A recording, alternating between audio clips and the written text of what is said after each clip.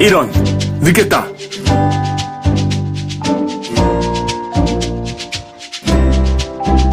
안녕하세요.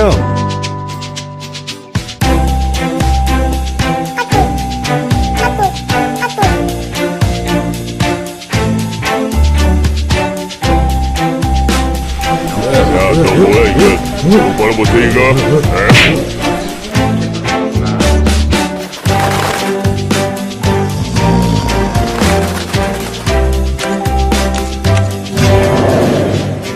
뭐야, 이건 얘네가 아니잖아!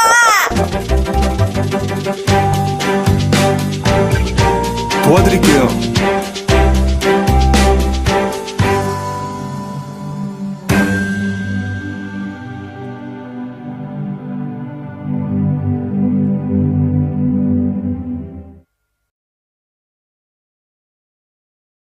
어디에 철저히 감추시고 우리 마지막 시간 주의 음성 듣고 돌아가게 하시고 주님이 보여주시는 비전을 가지고 돌아가게 하시고 주님이 말씀을 통해서 부어주시는 성령의 능력을 입고 돌아가는 우리 모두 되게 하옵소서.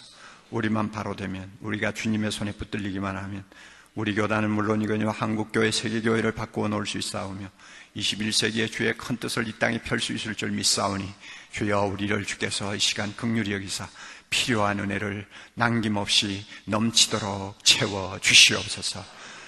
부족 비천한 종을 주의 손에 의탁하옵고 예수님 이름으로 기도드리옵나이다. 아멘.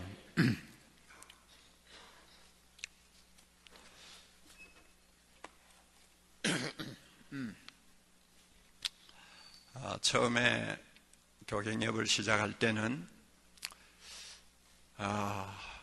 참 눈에 보이는 여러 가지 안타까운 일들 때문에 우리 교단부터 좀 바로 좀 걸어가도록 하는데 힘이 좀 되어야 되겠다 하는 생각에서 교갱협을 시작을 했고, 막상 이제 교갱협을 시작하고 나서 1년, 2년 시간을 보내었는데 참 그동안 짐이 많았습니다. 아무것도 모르고 교단 좀 깨끗하게 만들어보자 하는 단순한 생각에서 시작한 일인데, 갱신이라는 이름을 붙이고 일을 시작하고 보니까 이게 보통 일이 아니구나 하는 것을 제가 느끼게 됐습니다.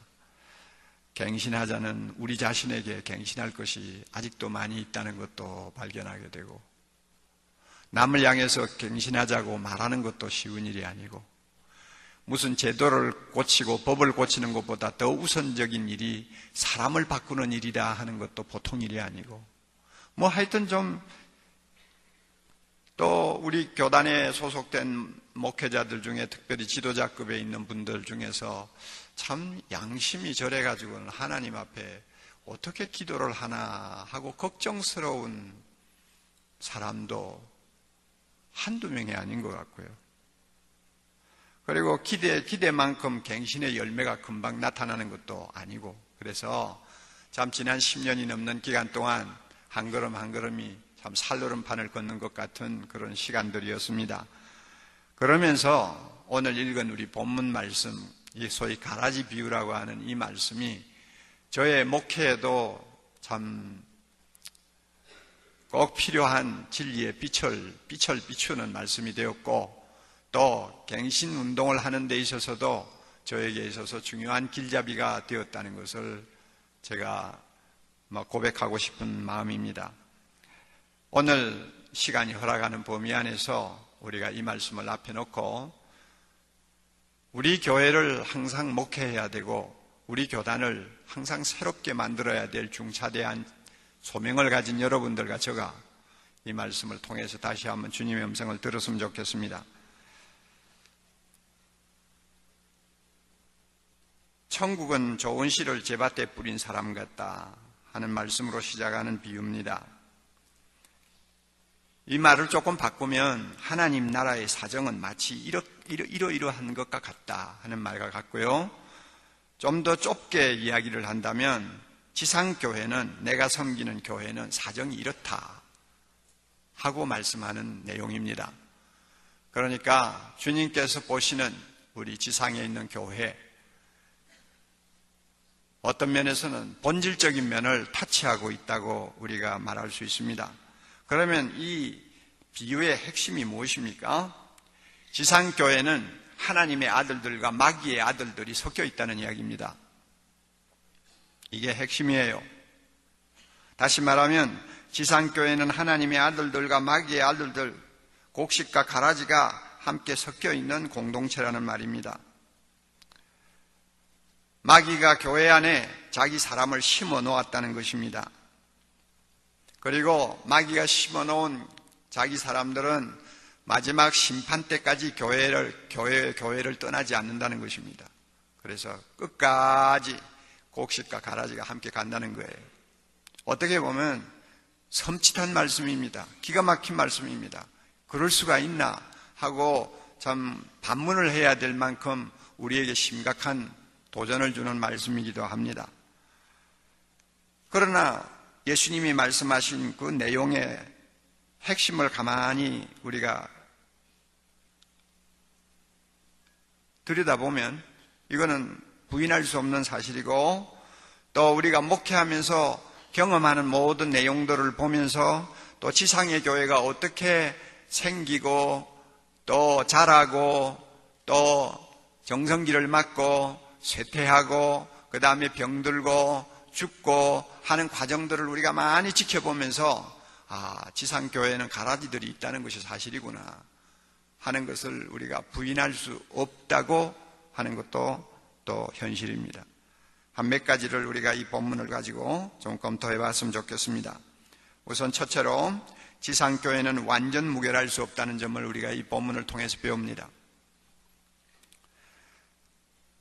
원래 교회 본질은 좋은 씨앗들이 모이는 공동체입니다. 이게 주님의 교회의 본질입니다. 천국의 아들들의 공동체라는 말입니다. 그럼에도 불구하고 이 영광스러운 공동체에 악한 자의 아들, 마귀의 자식들이 섞여 있는 불완전함을 갖고 있다는 것입니다. 어두움의 권세가 활동하는 세상에 자리 잡고 있는 교회이기 때문에 이것은 숙명적으로 피할 수 없다는 것입니다. 그러므로 우리가 목회를 하면서 완전 무결한 교회를 비전으로 삼으면 이건 성경적이 아닙니다. 갱신운동을 하면서 완전 무결한 교회를 우리가 꿈꾼다고 한다면 이것도 성경적이 아닙니다. 성경은 지상의 교회를 그런 식으로 말하지 않아요.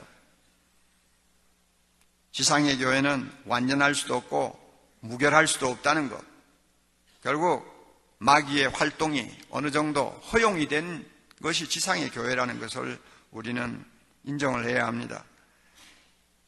교회 역사를 우리가 돌아보면 완전 무결을 추구한 개혁운동, 갱신운동은 거의 다 한시적인 것으로 끝나고 큰 영향을 끼치지 못한 것을 우리가 볼 수 있습니다. 교회는 완전해야 된다. 한 사람도 죽정이가 없어야 된다. 그러므로 이런 사람은 안 되고 저런 사람은 저래서 안 되고 이런 제도는 이래서 안 되고 그래가지고 모든 것을 완전 무결하게 만들어서 주님의 거룩한 교회를 세우겠다고 하는 어떤 목표를 가진 운동은 교회사적으로 볼 때 길게 살아남지를 못했어요.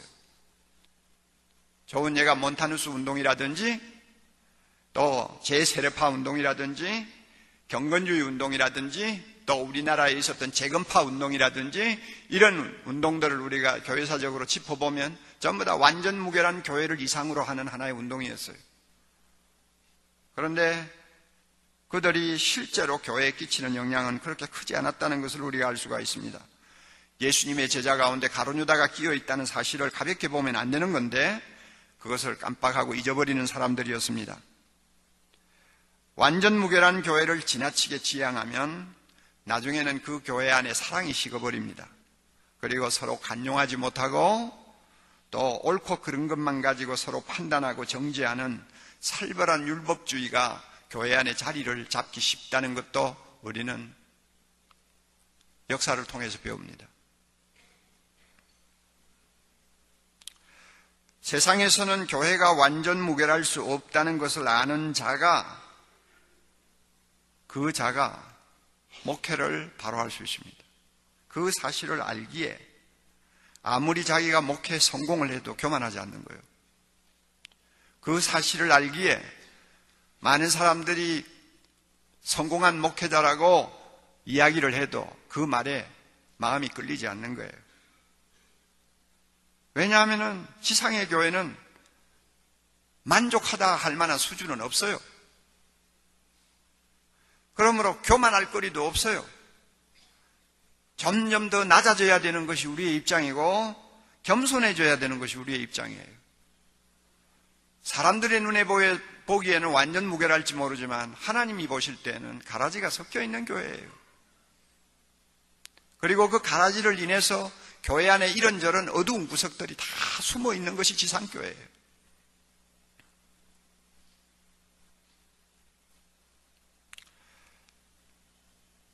지상교회에 가라지가 섞여 있다는 사실은 교회가 부패할 수 있다는 점을 인정하는 것과 같습니다. 가라지는 곡식이 되지 않습니다. 겉으로 보기에는 알곡과 비슷하고 곡식과 비슷하지만 가라지는 절대 곡식이 되지 못합니다. 곡식과 가라지는 근본이 다릅니다. 마귀의 아들들이에요. 그들은 여건이 주어지면 언제든지 본색을 드러내게 됩니다. 41절을 여러분 잠깐 볼까요? 인자가 그 천사들을 보내리니 그 가라지들이 그 나라에서 모든 넘어지게 하는 것과 또 불법을 행하는 자들을 거두어낸다 그랬죠. 가라지는 교회 안에서 사람들이 걸려 넘어질 수 있도록 실족할 수 있도록 항상 뭔가를 거치는 것을 앞에 두는 일을 합니다. 그리고 또 노골적으로 불법을 행하도록 죄를 범하고 하나님을 대적하도록 알곡이 된 하나님의 아들들을 시험합니다. 이런 일을 교회 안에서 한다고 말이에요. 그러므로 이런 사람들이 있는 이상 교회는 부패할 수 있는 여지를 언제든지 갖고 있는 것입니다.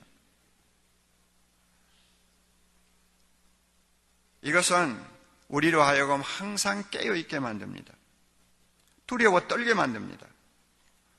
마귀는 자지 않습니다. 예수님의 비유에서도 마귀는 잠들지 않는다고 그랬어요. 우리는 잘지 모르지만 마귀는 자지 않아요. 사람들이 잘 때 그 원수가 와서 곡식 가운데 가라지를 뿌렸다고 25절에 말씀했는데 마귀는 자지 않아요. 그래서 교회 안에서 교회를 부패시킬 수 있는 장난을 얼마든지 칠 수 있는 거예요. 우리가 이 사실을 깊이 인식을 해야 합니다. 가장 두려워해야 할 일은 뭐냐면 가라지가 교회 지도자가 되는 것입니다. 무슨 그런 일이 있을 수 있겠냐? 천만의 말씀입니다. 그 지도자가 목사일 수도 있고 장로일 수도 있습니다. 우리는 누가 가라지인지 겉으로 보아서 우리는 함부로 판단할 수가 없습니다. 또 판단해서도 안 됩니다. 그러나 교회가 은혜에서 멀어지고 하나님의 임재의식에 둔감해져서 내가 여호와를 항상 내 앞에 모시며 하는 참 은혜스러운 고백이 입에서 나오지 않게 될 때, 그리고 지도자가 자기 만족에 빠지고 교만해지고, 이렇게 되면은 교회의 토양이 곡식보다도 가라지가 더 잘 자랄 수 있는 토양이 되어버립니다. 그럴 경우에 가라지일지도 모른다고 의심이 가는 지도자가 나오는 거예요. 그럴 때에는 가라지일지 모르는 신자들이 큰 소리를 치는 교회가 되는 거예요. 이렇게 교회 리더십이 하나님의 아들들의 손에 있기보다는 악한 자의 아들들의 손에 있을 때는 그 교회는 형연할 수 없는 고통과 피해를 보게 되는 것입니다. 우리가 이 점을 깊이 인식을 하고 있어야 됩니다. 저는 어린 윤회주일학교 시절에 다니던 시골교회 한 100명 정도밖에 안 모이는 작은 교회에 계시던 장로님을 저는 하나님의 아들이라고 생각하지 않습니다. 판단은 할 수가 없지만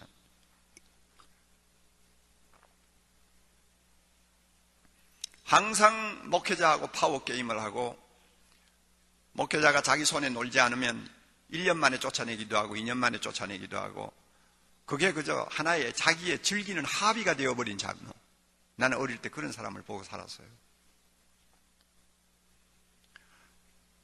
자기가 말하는 대로 쉽게 고분고분 나가라고 할 때 나가지 않으면 목사나 전도사를 집에다 끌어다 놓고 부부가 린치를 가하는 이런 장로 부부. 나는 그 사람의 신앙 고백이 어떠하든 간에 그런 사람은 곡식이라고 나는 생각하지 않습니다. 남은 함부로 판단할 수가 없지만 이것은 영적인 문제요, 구원과 관계되는 문제이기 때문에 함부로 입을 열어서는 안 되겠지만, 그러나 어느 정도 보면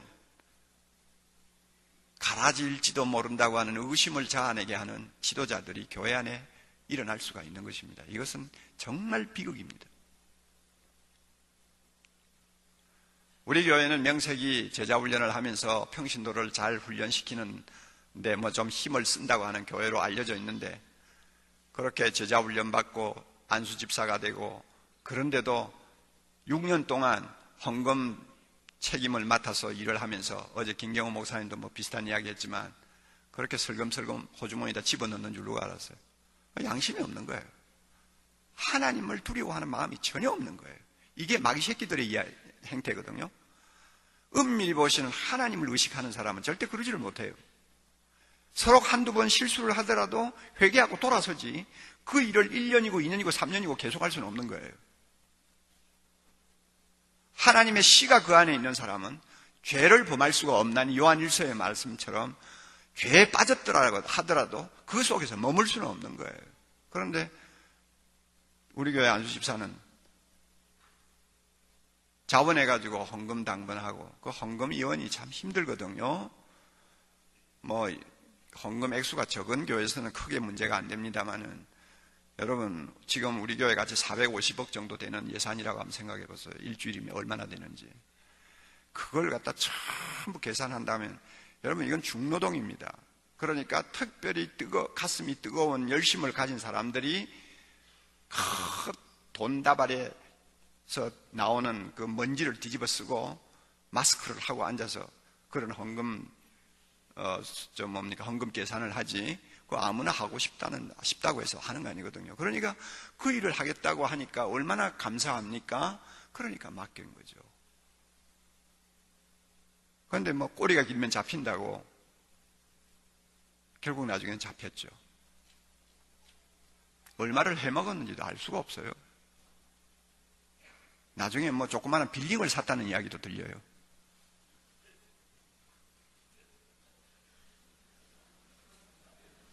그리고 자기 부인은, 왜냐하면 지금도 신통치 않는 사람이니까, 또 자기 부인은 또 신학교를 다니가 전도사가 됐는데 나중에 자기 부인을 위해서 개척교회를 시작했다고 그래요.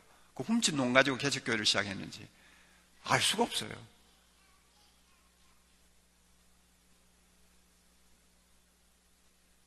그런 참 기막힌 사람들 보면서 저 사람은 신앙 고백을 바로 하니까 하나님의 자녀라고 그렇게 나는 쉽게 인정하고 싶지를 않아요.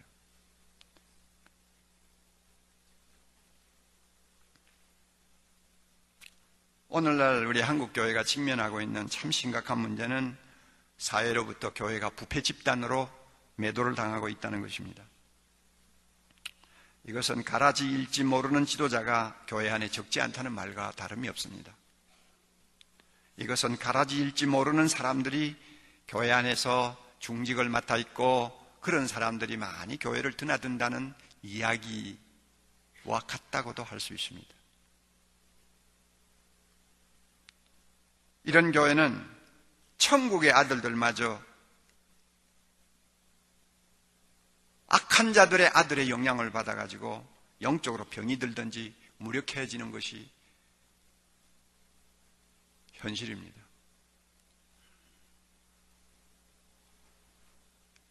요사이 학위를 허위로 이야기했다가 좀 순환을 당하는 연예인들도 많고, 그런데 여러분 오늘날 그 문제를 건드리면 제일 심각한 타격을 받을 수 있는 조직이 무엇이라고 생각합니까? 벌써 화살이 서서히 교회를 향해서 겨누어지고 있어요.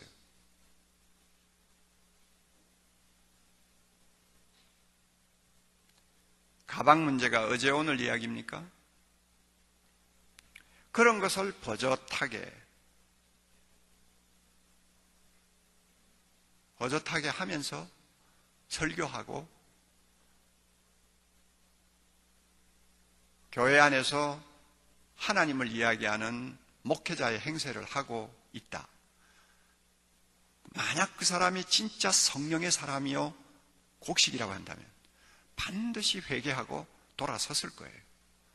그러나 3년이 가도 5년이 가도 돌아서지 않고 자기의 잘못을 가지고 오히려 자랑하고 자기 성공을 위한 미끼로 생각을 하는 사람이라면 저는 과연 그런 사람이 천국의 아들들이라고 할 수 있을까? 저는 의심스러워요. 바로 오늘 우리가 교회 안에서 안고 있는 문제들입니다. 교회 부패의 전형적인 치부는 교권주의입니다. 우리가 역사를 보면 교파가 많이 나뉘고 교단이 난립함으로써 교회의 건강과 교회의 성장에 부분적으로는 기여한 것이 있지만은 오히려 이런 순기능보다도 교회를 부패시키고 교권이 교회를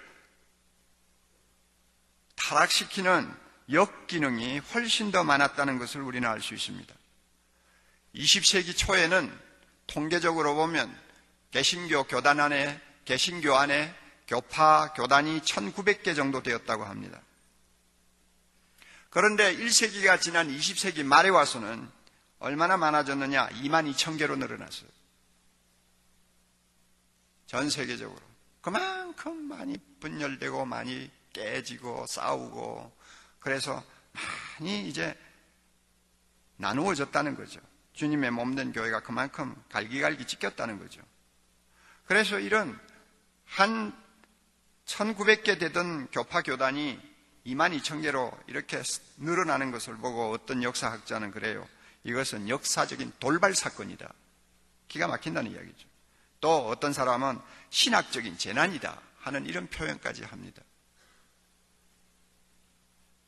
자동적으로 이러한 분열은 교권주의로 이어지게 되어 있습니다. 조직마다 단체마다 힘을 쓰려고 하는 사람들이 장난질을 시작하면 교권이 형성되고 교권이 주어지면은 반드시 거기는 교회 부패가 따라오게 되어 있습니다.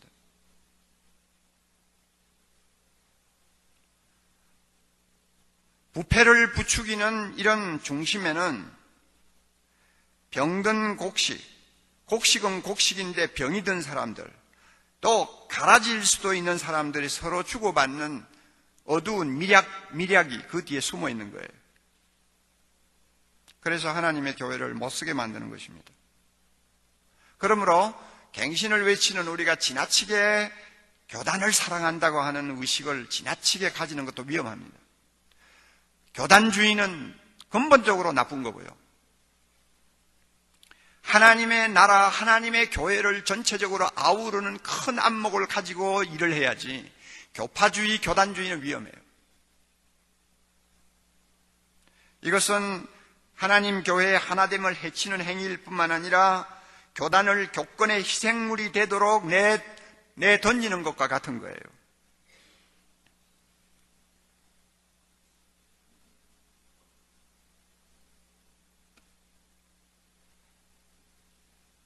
요즘 평신도는 교파 의식이 전혀 없습니다. 목사가 일부러 합동측, 고신측, 보수 하면서 날마다 세뇌를 시키는 교회 빼놓고는 의식이 없어요. 오히려 이것은 상당히 좋은 경향이라고 생각을 합니다. 교파든 교단이든 한번 생겨보세요. 벌써 거기에는 썩는 냄새가 나기 시작하는 것입니다. 그렇게 거룩하다고 남을 정죄하면서 그렇게 거룩하다고 한참 참 자기 자랑을 하던 어느 교단은 지금 제일 냄새가 많이 나는 교단이 되어버렸잖아요. 그래서 우리가 잘 아는 조지 히트필드, 참 위대한 사람이죠. 그분이 이런 말을 했다는 기록을 제가 보았습니다. 이런 기도를 했대요. 조상 아브라함이여, 하늘에서 당신이 데리고 있는 사람은 누구입니까? 성공의 교인인가요? 그러니까 하늘에서 아니다 그러더래요. 그러면 장로교 교인인가요? 아니다. 그러면 독립교파 교인이나 감리교인입니까? 아니, 그것도 아니다. 그러면 아브라함이여, 누구를 데리고 계시는 겁니까? 그랬더니 대답이, 여기서는 그런 이름을 가진 사람은 아무도 없다. 여기에 있는 사람은 모두 그리스도인이다. 아, 그렇습니까? 그렇다면 하나님, 우리로 하여금 교파의 이름을 잊어버리게 하시고 행함과 진리에서 그리스도인이 되게 하옵소서 하고 기도했다 그래요.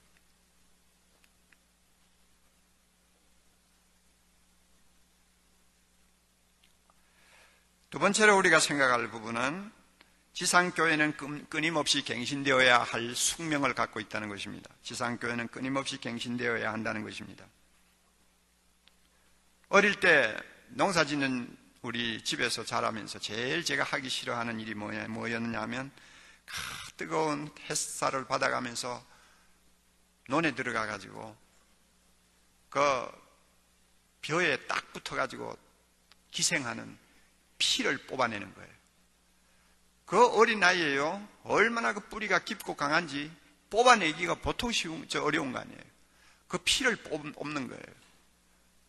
그리고 그때 뽑지 못해가지고 남아있는 피는 곡식이 필 때 이제는 벼로 피지 않고 가라지로 핀단 말이에요. 그러면 그걸 우선 가라지만 쑥쑥 뽑아내는 거예요. 이런 일을 아버지가 저에게 자주 시켰는데 이것은 저에게 매우 힘든 일이었습니다. 피나 가라지가 온 밭에 퍼지는 것을 막기 위해서는 꼭 해야 될 일이지만은 참 저에게는 어려운 일이었습니다. 타락한 세상에 존재하는 교회는 이렇게 갱신을 계속해야 합니다. 좋지 못한 것들은 교회 안에서 하나하나 걸러내고 또 고치고 바로잡고 하는 이 갱신을 멈추지 말아야 합니다. 갱신이란 곡식이 건강하게 자랄 수 있는 토양을 만드는 작업이에요. 하나님의 아들들이 마음 놓고 하나님을 섬길 수 있도록 좋은 토양을 만드는 거예요.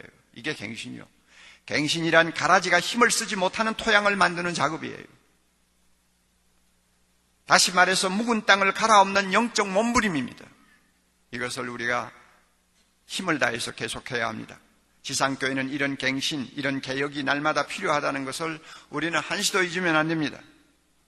가라지를 완전히 몰아내지는 못하지만 가라지가 힘을 쓰지 못하는 좋은 토양을 만들고 알곡이 잘 자랄 수 있는 토양을 만드는 이런 개혁과 갱신은 우리가 계속해야 된다 그 말이에요. 그래서 어떤 사람은 이런 말도 합니다. 교회는 개혁을 개혁하는 것이 필요하다. 교회는 개혁을 개혁하는 것이 필요하다.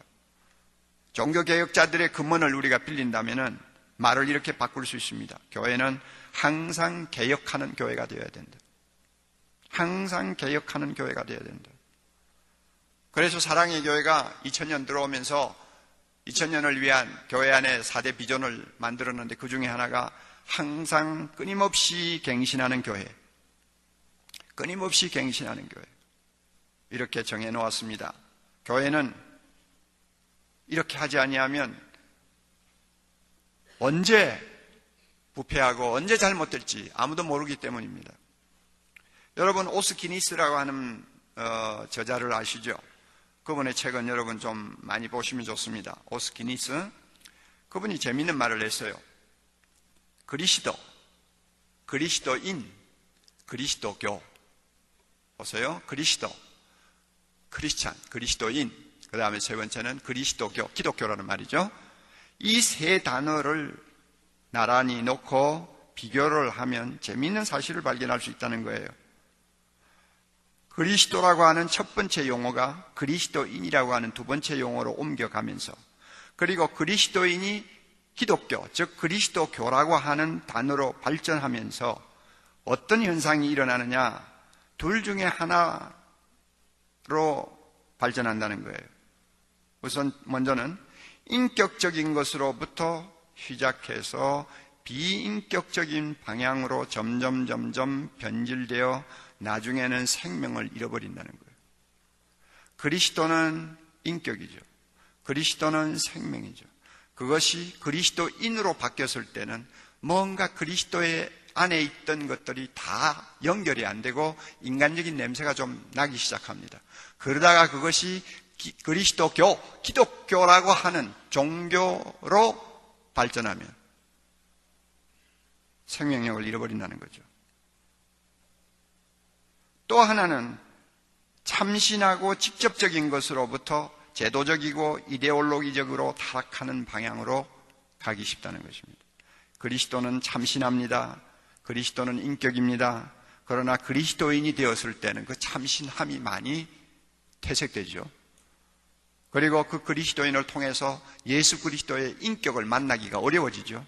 그러다가 그것이 기독교라고 하는, 그리스도교라고 하는 쪽으로 이제 바뀌면 그게 나중에는 제도적으로 굳어지고 이데올로기적으로 타락하는 방향으로 간다고 말이에요. 다시 말하면 우리는 이렇게 말할 수 있어요. 그리스도만이 드러나고 영광을 받으시던 공동체가 나중에 그리스도인들이 많이 모이면서 예수 그리스도보다도 어떤 지도자가 우상이 되는 공동체로 변질되고 그것이 나중에 이제 큰 교회 집단으로 발전하면은 큰 사이즈의 건물, 대단한 헌금, 요란한 이벤트성 사역이 결국 사람의 주목을 받는 단체가 되어버린다 그 말이에요. 그러니까 점점 질적으로 떨어진다는 이야기예요. 그래서 예수 그리스도에 대해서 매력을 느끼는 사람도 그리스도인이나 그리스도교인 기독교에 대해서는 실정을 느끼거나 거부 반응을 보이는 사람이 많아진다는 거예요.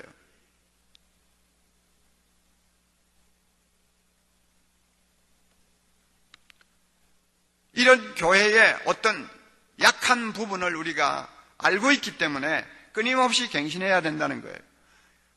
이런 하향적인 변화는 제가 현존하는 세상에서 시간의 한계 속에 갇혀있는 지상교회는 피할 수 없는 사실이에요.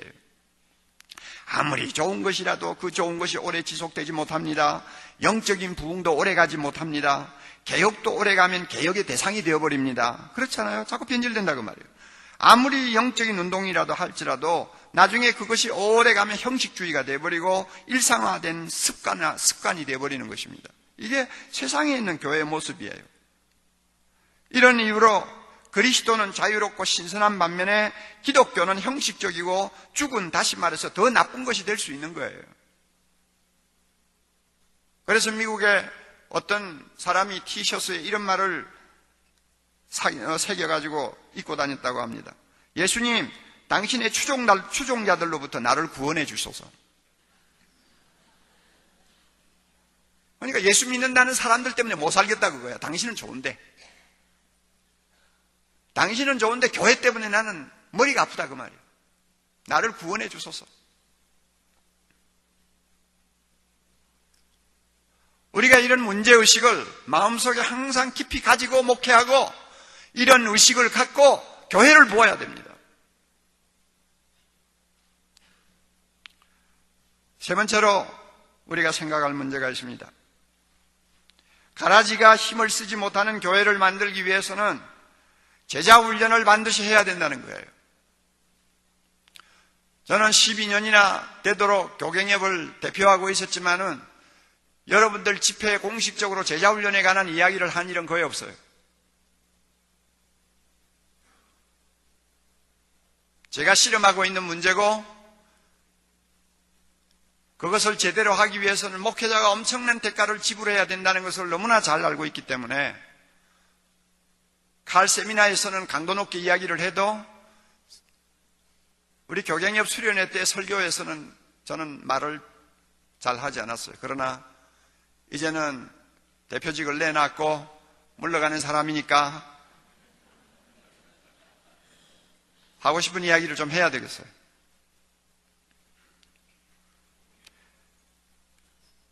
제자를 만들라고 명령하신 분은 죽음을 이기고 부활하셔서 하늘과 땅의 권세를 가지신 예수 그리스도입니다.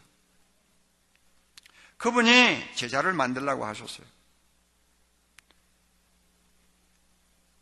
제자란 예수를 배우고 닮고 따르는 자를 가리킵니다. 이것은 가라지한테서는 절대로 기대할 수 없는 일입니다. 제자를 만들기 위해서는 내가 너에게 분부한 모든 것을 가르쳐 지키게 하라고 하신 말씀대로 해야 합니다. 지킬 때까지 가르치라고 말이에요. 지킬 때까지 배우라고 말이에요. 말씀이 인격화되고 체화되어서 하나님의 말씀으로 내가 변화되고 내 인격이 주님을 닮고 나의 삶이 말씀에 순종하고 내가 주님을 따라간다고 말하기에 부끄러움이 없는 수준에까지 사람들을 끌어올리라고 말이에요. 이게 제자훈련이에요. 제자를 만드는 거예요. 이거는 성경 공부한다는 것과는 달라요. 예배자가 된다는 것하고도 달라요. 열심히 기도하는 것하고도 달라요. 아무리 열심히 기도해도 말씀대로 순종 안 하는 사람 얼마든지 봤어요. 그렇게 예배를 경건하게 드리는데도 나가서는 엉뚱한 짓 하는 사람 난 너무 많이 봤어요. 성경 공부 열심히 해요. 성경에 대해서 물으면 모르는 것이 없을 정도로 박학다시 해요. 그러나 말씀 안에 그의 인격과 삶의 말씀이 녹아서 그 말씀대로 순종하고 하나님께 헌신하는 사람 별로 못 봤어요. 자연적으로는 안 되는 것입니다. 그러니까 만들려고 하는 거죠. 제자는 태어나는 거 아니에요.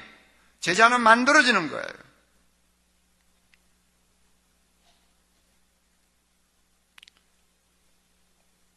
제자 훈련은 가라지를 알곡으로 만들지는 못해요. 가라지를 바꾸지는 못해요. 그러나 제자 훈련은 하나님의 아들들인 곡식을 강건하게 세워서 교회 안에서 가라지가 함부로 행포를 못하도록 견제작용을 할 수는 있어요. 좋은 토양을 만들게 하는 데는 제자훈련만큼 확실한 방법이 없어요. 주님도 그것을 우리에게 지시하신 것입니다. 여러분, 교회 안에 있는 악한 자의 아들들을 묶어두는 방법이 뭐냐고 여러분이 누가 질문한다면 뭐라고 대답하겠어요? 교회 안에 악한 자의 아들들이 있어요. 가라지들이 있어요. 사람으로는 잘 분별이 안 돼요. 그러나 그들이 힘을 쓰지 못하도록 꽉 묶어두는 방법이 있다면 뭐라고 생각하십니까? 알곡을 건강하게 키우는 거 아니에요. 그렇죠? 알곡이 건강하게 자라는 데는 가라지가 힘을 못 써요. 알곡과 가라지를 분별해서 가라지가 알곡처럼 행세하지 못하도록 필터링을 하는 장치가 교회 안에 뭐 있습니까? 있어요? 가라지가 예배에 더 충실하게 출석합니다, 여러분. 자기 가슴 속에 자기 마음에 음흉한 계산을 갖고 있기 때문에 교회 안에서는 가장 충성되고 목사에게 순종자라고 또 모든 면에서 모범이 되는 것처럼 행세합니다. 그런데 이런 가라지를 여러분이 구별해서 견제하고 교회 안에서 어떤 역할을 할 수 없도록 필터링을 하는 장치가 뭐냐 그 말이에요. 저는 목회하면서 그 필터링이 가능한 방법은 제자훈련밖에 없다고 저는 알고 있습니다. 그래서 저는 지금까지 제가 목회하면서 제가 골병 들지 않으려고 제자훈련에 더 심혈을 기울였는지 모릅니다. 사람 잘못 만나고 잘못된 사람에게 걸리면 목회자는 정말 살아남지 못해요. 저같이 마음이 약하고 몸도 건강하지 못한 사람은 싸움꾼 만나면 저는 도무지 견디지를 못해요. 그러므로 이런 사람들이 교회 안에서 자리를 잡지 못하도록 다 장치를 해야 되는데 그게 뭐냐면 제자훈련이라고 말해요. 왜냐하면 가라지는 제자훈련 안 받아요. 또 제자훈련 받아도 절대 곡식은 안 돼요.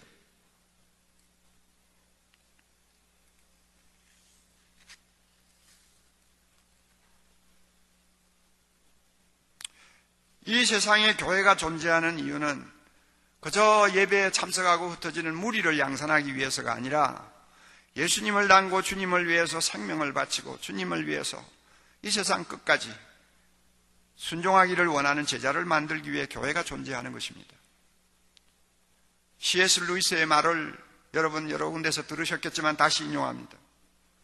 그분이 쓴 미어 크리스티애너티를 보면 순전한 기독교를 보면 이런 말을 해요. 교회는 사람들을 그리스도께 이끌어 작은 그리스도를 만들기 위해서 존재한다. 지상교회가 왜 존재하느냐?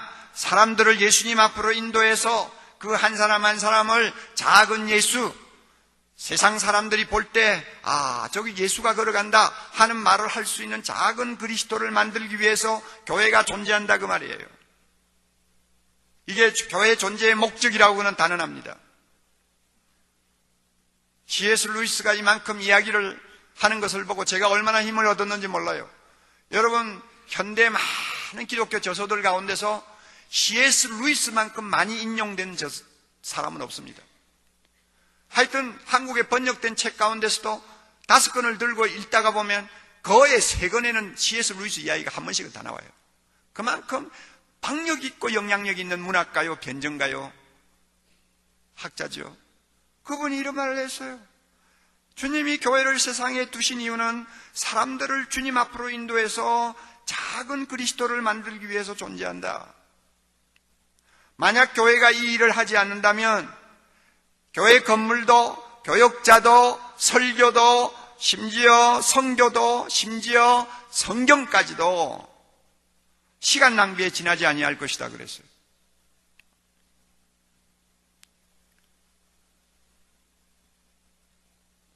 그러면 작은 그리스도를 만드는데 왜 훈련이라는 말이 꼭 필요한가? 왜 훈련을 시켜야 된다고 그러는가? 제 이야기를 하면 권위가 없으니까 한 사람 더 소개합니다. 달라스 윌라드 여러분 잘 알고 계시죠? 그분 책도 꼭 읽으세요. 달라스 윌라드 이런 말을 했어요.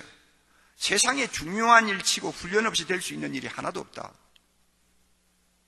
중요한 일치고 훈련 안 하고 되는 일이 있냐? 그 말이에요. 그리스도와 함께하는 영적인 삶도 훈련 없이는 안 된다. 다시 말해서 훈련 없이는 삶의 만족감과 품위와 질을 전혀 얻을 수가 없다. 그럼에도 불구하고 그의 모든 교회를 보면 교회 안에서 일어나는 그의 모든 불상사가 왜 일어나느냐? 그 불상사를 일으키는 대부분의 사람들이 근본적으로 훈련이 되어 있지 않기 때문에 문제를 일으키는 것이다. 옳은 말이죠? 훈련이 없다면 정말 무엇으로도 그것을 만회할 길이 없다. 은혜와 함께 훈련이 있을 때 우리의 삶에는 우리가 원하는 결실이 맺힌다. 정작 성경을 많이 읽는다는 그리스도인들도 성경을 모를 때가 너무 많다. 그들이 성경을 모르는 이유가 뭐냐? 성경을 정말 현실에 대한 하나님의 말씀으로 받아들여서 자신의 삶을 변화시키고 개발시킬 수 있는 능력의 말씀으로 읽지 않고 받아들이지 않기 때문이다. 왜 그런 현상이 일어나느냐? 훈련이 안 돼 있기 때문에 그렇다 그랬어요. 저는 이 말에 전적으로 공감해요.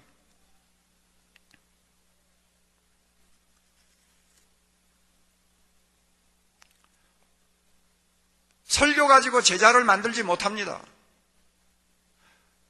감동은 줄 수 있어요. 설교를 통해서 사람들을 위로는 할 수 있어요. 한두 가지 진리는 깨닫게 만들 수 있어요. 그 시간에 참 마음이 기뻐서 돌아갈 수 있게 만들 수는 있어요. 그러나 사람을 바꾸지는 못해요. 삶을 변화시키지는 못해요.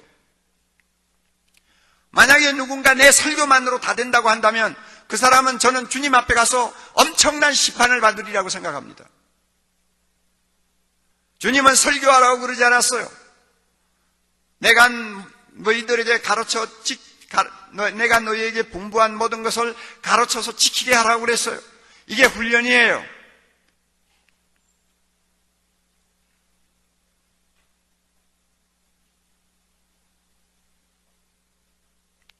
우리 후배 목사님들을 놓고 제가 좀 따끔하게 한마디 하고 싶어요.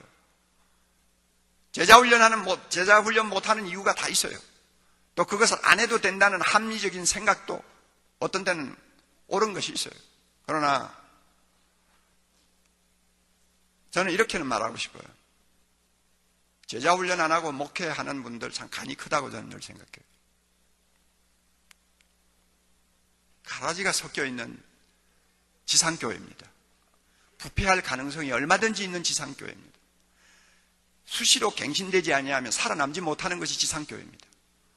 이런 교회가 교회다옵기 위해서 주님이 제자를 만들라고 하셨는데 그것을 거기에다가 목숨을 걸지 못하는 목회를 한다. 저는 굉장히 용감하다고 생각을 합니다.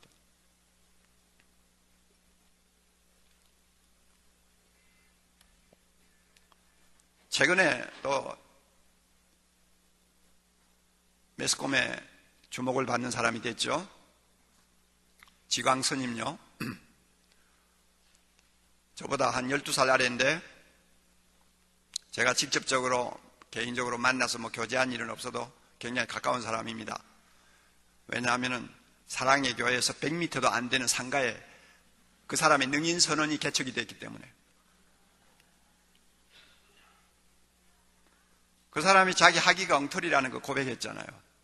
목사보다 낫죠. 그렇게 고백할 수 있다는 거죠. 그 사람이 오늘날 불교계에서 제일 큰 사찰을 갖고 있잖아요. 20몇만 명 되는 사찰을 갖고 있잖아요. 그러니까 우리 개신교로 말하면 제일 큰 대형 교회를 운영하고 있는 사람이에요. 그러니까 그 비결이 어디 있느냐? 그 사람이 어느 모임에서 그런 이야기를 했다고 그래요. 난 직접 안 들었어요. 우리 능인선언 옆에 사랑의 교회가 있는데 그 교회가 활기가 넘치고 주중에도 사람들이 끊임없이 드나들고 그리고 교회가 성장한다는 소문이 사방에 많이 퍼지고 그러는데 무슨 비결이 있어서 저러나 하고 자기가 관심을 갖고 좀 들여다봤대요. 옥목사라는 사람이 담임하고 있는 교회인데 그 교회 특징은 제자훈련이라고 그러더래요. 제자훈련이 뭐냐 하고 좀 알아봤더니 성경 공부하는 것이라고 그러더래요. 성경을 열심히 가르쳐서 교회가 부흥하고 성도들이 저렇게 활기가 넘치는구나. 앞으로 불교가 사는 길도 불경을 가르쳐야 된다. 큰 깨달음이 왔어.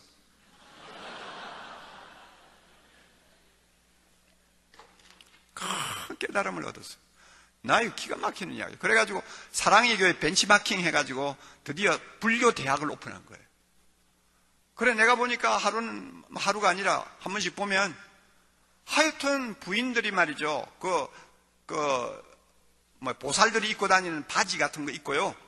이만한 바인다 여러분, 이 바인다 있잖아요. 그 바인다를 끼고 막 끊임없이 그 상가를 드나들면서 막 사람들이 끊어지지 않아요.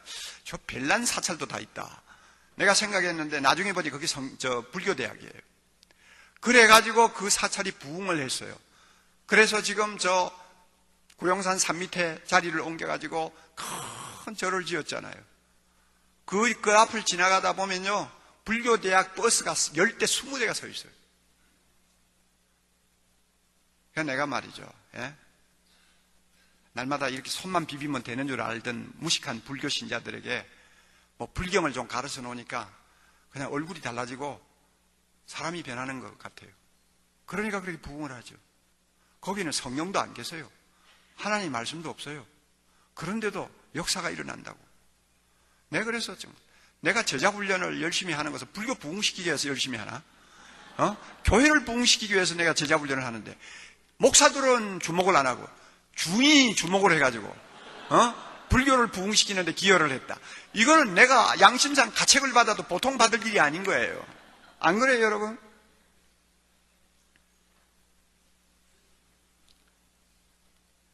여러분 교회가 정말 하나님의 자녀들이 왕성하게 활동하는 하나님의 나라가 되기를 원합니까? 주님 말씀대로 하세요. 만들어야 돼요. 훈련시켜야 돼요. 그저 되는 거 아니에요.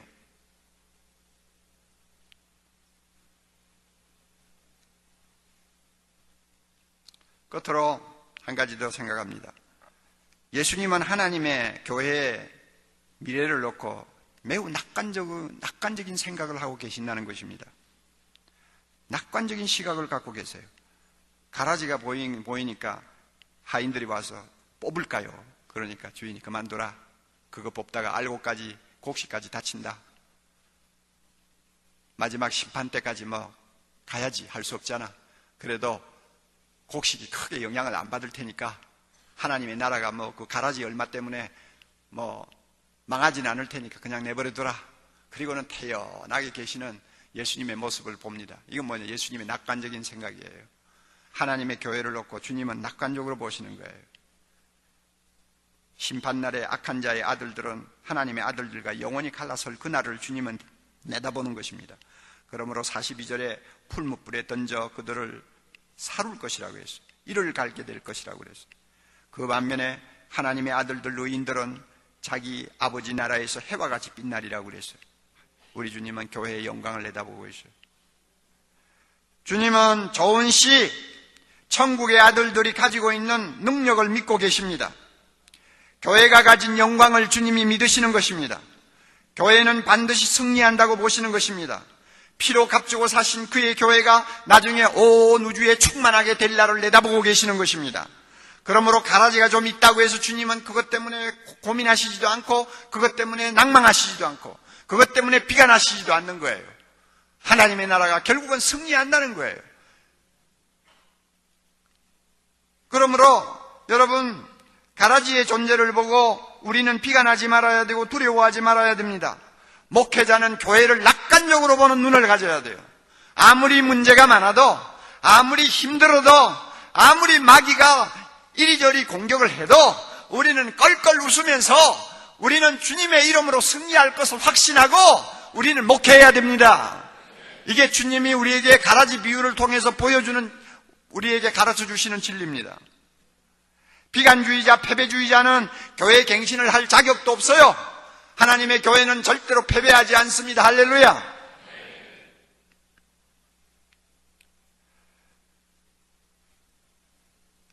제가 함께 사역하던 최영준 목사님을 7년 동안 사역하고 나서 부산, 지금 호산나 교회라고 그러나요?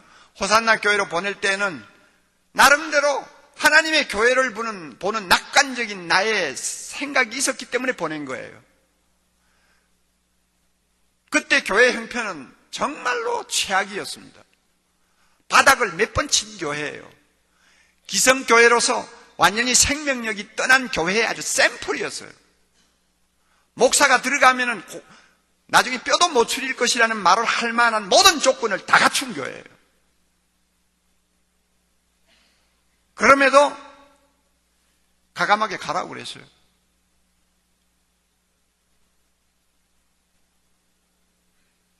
가라지가 얼마나 되는 교회인지는 모르지만은 하여튼 무서운 교회였어요. 그러나 그곳에 가서 하나님의 아들들 하나하나를 제자훈련을 통해서 바로만 심고 바로만 키우고 열매를 맺도록 하는 일에 최선을 다하면 교회는 반드시 교회의 영광을 회복할 수 있을 것이라고 난 믿었어요.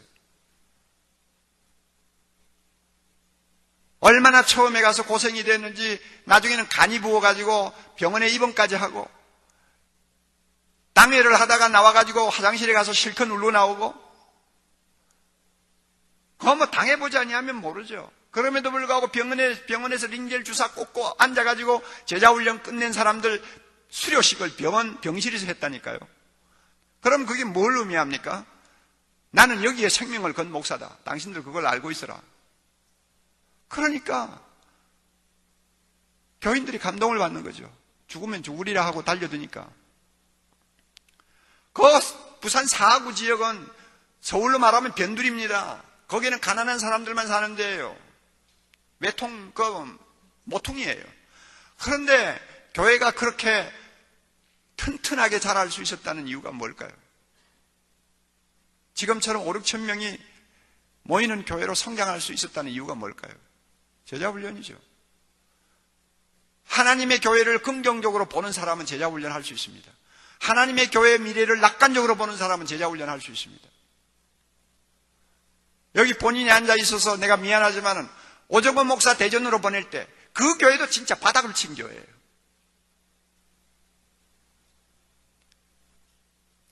해묵은 오랜 교회는 아니지만은 그래도 꽤 된 교회예요. 그런데 어떻게 된 판인지 전임자가 나가고 뭐 이러면서 교회가 바닥을 쳤어요. 내가 들으니까 한심하더라고요.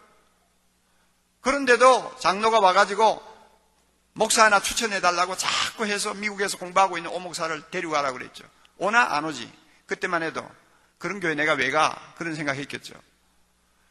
그래서 내가 장로 보고 이야기했어요. 당신이 미국을 가서 꼬셔라. 앞에 가서 무릎을 꿇고 우리가 당신을 지극히 모실 테니까 오라고 사정을 해라. 그러면 올 거다. 그랬더니 장로가 진짜 갔어요.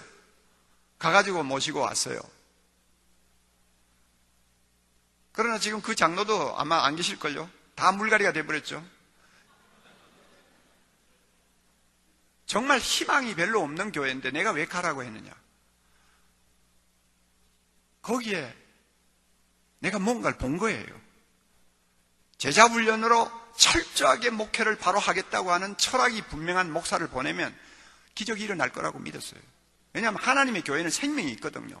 그 생명이 제대로 자라기만 해주면 어떤 상황에서도 교회는 일어나게 되어 있습니다. 할렐루야!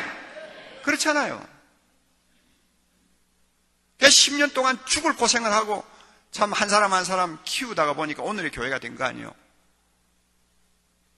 내가 송태근 목사님 이야기도 하고 싶은 이야기 생각이 들어요.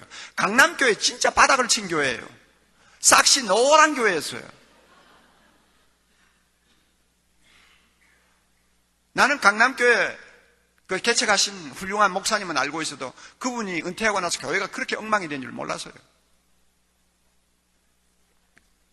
당회원들이 아침에 9시 출근해가지고 저녁 5시에 퇴근하는 그런 교회가 어디 있어요? 왜냐하면 그 달동리니까 다들 백수 아닙니까? 그러니까 그저 재미가 있다면 교회 모여가지고 그냥 이야기하고 나누고 뭐 잡담 나누고 그 다음에 교회 동과 점심 사 먹고 하는 게 재미예요. 그냥 소일거리예요. 그러니 그런 교회를 그래 젊은 애들은 다 빠져나가고 당회원들 중에는 막 뭐 스리킴이라고 해가지고 뭐 칼부림을 치는 그런 깡패 같은 장로도 있고 그런 교회를 누가 갑니까?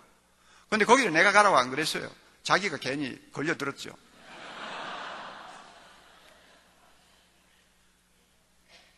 저를 찾아봤길래 목사님 이런 교회입니다. 어떻게 하면 좋겠습니까? 뭐 처방은 간단해요. 원칙만을 따르면 돼요. 하나님의 말씀이 우리에게 가르쳐 주시는 목회의 원칙을 따르면 돼요. 간단하게 몇 가지 말을 했어요. 감사하게도 소목사님이 가서 그대로 했어요. 그러는 과정에 하나님이 은혜를 주셨어요.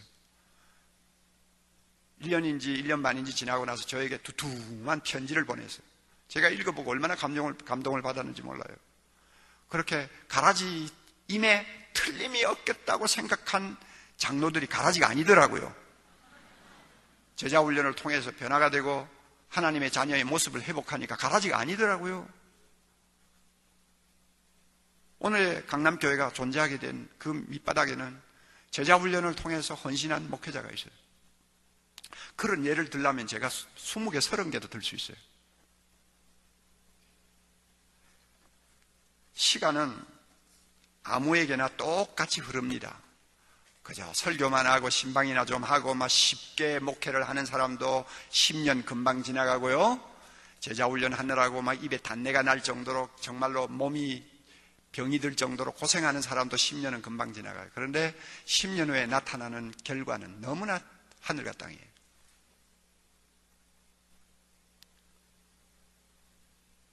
하나님의 교회의 미래를 밝게 보고 싶습니까? 목회를 바로 하세요. 주님이 명령하신 대로 목회를 원칙대로 하지 않으면서 자기의 교회 목회가 앞으로 발전할 것이고 하나님의 영광을 드러낼 것이라고 생각하는 것은 너무나 순진한 생각일지도 몰라요. 여러분 진짜 교회 갱신을 원합니까? 여러분 교회부터 털을 바로 닦으세요. 가라지가 함부로 활동하는 교회를 만들지 마세요.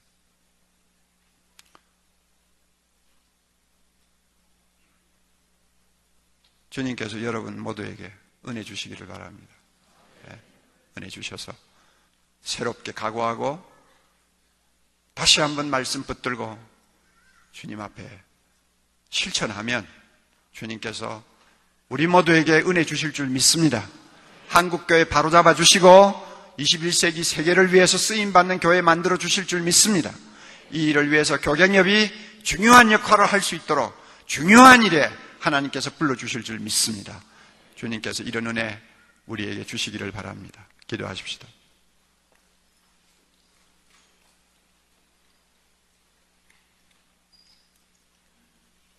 자비로우신 주님,